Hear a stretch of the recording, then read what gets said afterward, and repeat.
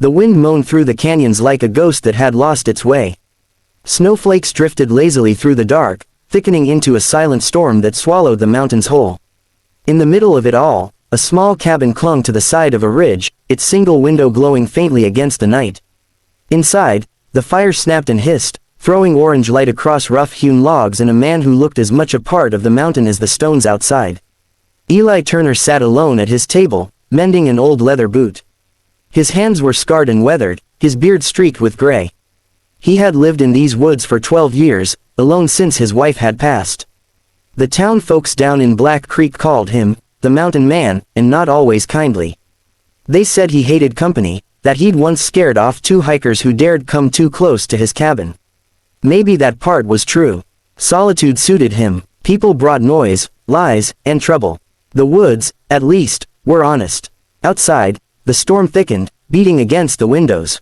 Eli leaned back in his chair, listening to the wind whistle through the eaves. That was when he heard it, a faint sound beneath the storm. At first, he thought it was a branch scraping against the wall, but then it came again. A knock, slow, uneasy. He frowned. No one came this high in winter, not unless they were lost or desperate. Eli rose, his joints stiff, and reached for the lantern hanging by the door. He pulled it open, and the wind nearly tore it from his hand. On his porch stood 2 figures, hunched and shaking. An elderly couple, snow crusted on their coats, their faces pale under the flickering light. The man's hands clutched a walking stick that looked about ready to snap, while the woman held a small bundle close to her chest. "Please," the old man rasped. "We're sorry to bother you.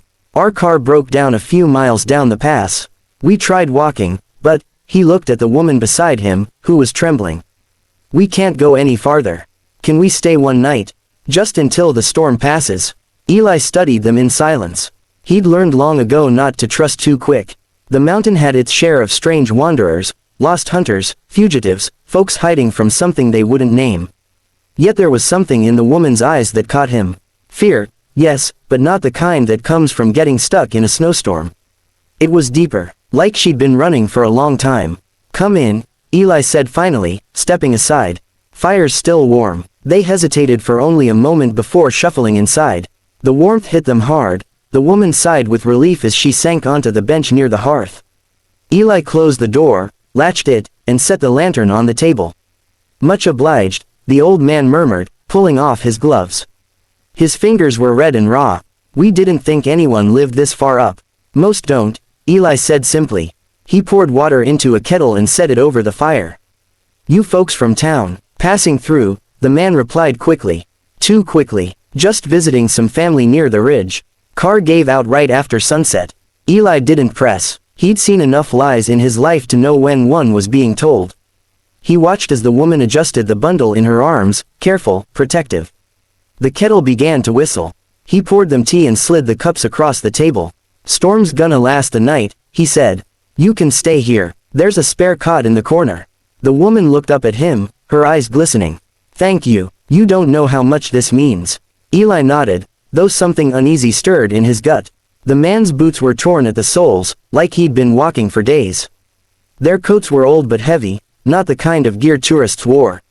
And that bundle, it hadn't. The cabin was quiet now, except for the occasional crackle of the fire and the muted sighs of the old couple. Eli sat in his chair, pretending to mend another boot, but his thoughts refused to focus. Every creak of the floorboards, every gust of wind rattling the window, made him tense. He couldn't shake the feeling that there was more to these visitors than a broken car and a snowstorm. The woman, whose name he still didn't know, sat huddled in a corner, her arms wrapped tightly around the small bundle. Her eyes, red and puffy from crying, never left it. The old man, Harold, stared into the fire with a distant expression, like he was replaying a memory he could never escape. Eli could see the exhaustion etched deep into their faces, not just the kind that comes from a long walk in snow, but the kind that comes from fear, worry, and running from something you cannot outrun. Hours passed, and the storm outside showed no signs of letting up. Eli got up to check the locks on the doors and the shutters on the windows, his instincts telling him to be cautious. He returned to the table, lantern in hand, and noticed movement beside the fire. The bundle stirred slightly. Is he okay?" Eli asked, trying to keep his voice neutral. The woman looked up, startled, but then relaxed when she saw it was just him. "Yes," she whispered. "He's cold, but he's strong. He's brave, my grandson." Eli's eyes narrowed. Grandson, that explained the small bundle, but not why they were here, shivering on his porch in the middle of a blizzard. "Where's the father?" he asked, his voice careful. The man swallowed hard. He's not in the picture," Harold said. He avoided Eli's gaze, staring instead into the flames. "We had to get him out before it was too late." The woman trembled, pulling the blanket tighter around the baby. "We had no choice, Eli. I know you don't know us, but, if we hadn't brought him, they would have taken him. We couldn't let that happen." Eli felt a tight knot in his chest. He had lived alone so long that he had forgotten what it meant to be needed, to protect someone. He leaned against the table, his hands gripping the edge, thinking about the stories he'd heard in town, missing children, domestic disputes, dangerous men who hurt their own. Could these people really be telling the truth? Or was it some desperate lie to gain shelter? He looked at the baby again. The child's tiny chest rose and fell with shallow breaths, and Eli felt an unexpected surge of protectiveness. No one should hurt that child. No one should take him. He glanced at the couple, saw the desperation in their eyes, and made a decision. "All right," he said quietly. "You'll stay the night, but you leave before sunrise. No one can see you here, understand?" They nodded fervently. Relief washed over their faces. The woman whispered a soft, "Thank you," and Eli could hear the gratitude in her voice, raw and unfiltered. He fetched another blanket and laid it carefully around the child, adjusting it so the baby's tiny hands were warm and protected. The old man watched silently, his lips pressed together, clearly holding back emotion. For the next few hours, Eli stayed awake, keeping a watchful eye. The wind outside seemed to sense his vigilance, battering the cabin as if testing him. The couple spoke in hushed tones, their words almost too soft to hear. Eli caught fragments. "They'll come looking for us," Harold said at one point, voice low but tense. "By morning, they'll have figured out where we went." The woman shivered, holding the baby closer. "I just hope we make it through the night." Eli's instincts flared. He had seen men desperate enough to harm others to get what they wanted, but he had also seen people desperate enough to protect what mattered most. He understood now that this couple wasn't running from ordinary trouble, they were running to save a life. As the hours crawled by, Eli quietly moved around the cabin, making sure the fire stayed alive and the doors were secure. He listened to the soft, rhythmic breathing of the baby and the whispered reassurances between the couple. Slowly, a sense of calm began to settle over him. Maybe this was what he had been missing all these years, not the company of strangers, but the opportunity to do the right thing when no one else could. 8 a sound since they arrived. Dawn arrived slowly over the mountain ridge, painting the snow in pale gold and soft pink. Eli Turner was already awake, sitting in his chair with a cup of coffee he barely tasted. The night had been long and tense, but nothing had come to disrupt the fragile peace in his cabin. The old couple had slept in the corner, the baby still nestled in the woman's arms, safe and quiet. Eli had kept watch until the faint light of morning, making sure the wind and snow didn't betray their presence. He knew they couldn't linger. The storm was beginning to ease, but the roads below would soon be patrolled. Sheriff Daniels had been looking for a missing child for hours, and any minute now, someone from town would come searching these slopes. Eli glanced at the couple, who were stirring now, their faces pale from lack of sleep but relieved. Harold rubbed his eyes, giving a small, grateful nod to Eli. "Time to go," Eli said quietly, placing the coffee down. "The roads will be busy soon. You don't want anyone seeing you up here." The woman nodded, still clutching the baby tightly. "Thank you," she whispered. "You have no idea what this means to us. You've saved him." Harold's hand rested briefly on Eli's shoulder. "We won't forget this, not ever. If there's a way to repay you." Eli waved them off. "Just go. That's enough repayment for me." He helped them bundle the baby and their meager belongings, securing blankets in a small pack. He knew the path down would be treacherous, but he also knew they were desperate enough to follow it regardless. The snow crunched under their boots as they descended carefully, Eli keeping a watchful eye. His mind raced. If the sheriff or anyone from the town saw them, questions would be asked. Lies could unravel fast, and he wasn't about to let anyone take that child. The wind howled, but Eli's presence was a silent promise. No one would harm them while he was around. Hours later, a sheriff's truck rumbled up the winding mountain road.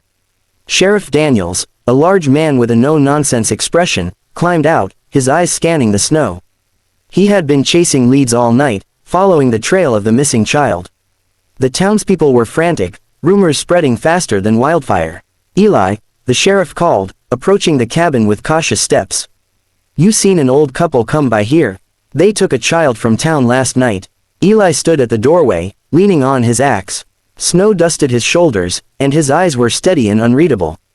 "I haven't seen anyone," he said simply, his voice calm. "Just the wind and the storm." The sheriff frowned, glancing around the cabin. Everything was quiet. No footprints led in or out beyond the ones already hardened in the snow. He studied Eli carefully, suspicion flickering in his eyes. "You sure about that? You don't know anything about a child?" "I said I don't know," Eli replied. There was no hesitation in his voice.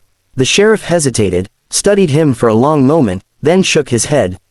"All right, but if you hear anything, you call me immediately." Eli nodded, watching as the truck disappeared down the ridge, the tires crunching over frozen snow. He closed the door and turned back inside. The cabin was empty now. The old couple and the baby were gone, leaving only the faint warmth of the fire and the 3 tin mugs still sitting on the table. Eli picked up the note left behind, the handwriting unsteady but heartfelt. "Thank you for giving us one more night of peace. We'll keep him safe, no matter what." He folded it carefully and tucked it into his pocket. The handwriting reminded him that not all people were selfish, that desperation could exist alongside courage and love. He glanced out the window at the trail that disappeared into the trees, imagining the couple's journey down the mountain. Small footprints marked their passage, and Eli's chest tightened with a mix of pride and relief. They were gone, but alive, alive because he had chosen to act, because he had set aside his isolation to protect life. For the rest of the morning, Eli went about his chores, tending the fire, chopping wood, and repairing the cabin as if nothing had happened. Yet, inside, he felt a quiet satisfaction. The mountain had tested him, but he had made a choice, one that mattered. The townspeople would gossip for weeks, speculating about how the mountain man had helped, or hidden, someone. They'd wonder if Eli was a recluse with a soft heart, or just a man lucky enough to be in the right place at the right time. He didn't care. Some things were bigger than gossip. Some things, like protecting an innocent life, required no explanation. Eli turned back to the fire, watching the flames dance. The world outside was chaotic, uncertain, and often cruel. But inside his cabin, he felt the steady pulse of something rare and true. A small, quiet victory, the kind that left a mark not on the world, but on the soul. As the sun climbed higher over the peaks, Eli allowed himself a small smile. Somewhere, far down the valley, the family he had helped would carry on, unaware of the mountain man who had risked suspicion and solitude to give them one night of safety. And that was enough. It had always been enough. The mountains stretched endlessly, harsh and unforgiving, but Eli Turner felt, for the first time in years, a sense of connection, not to the town below, nor to anyone he had known before, but to life itself, and to the fragile hope that even in the coldest winter, one act of kindness could make all the difference.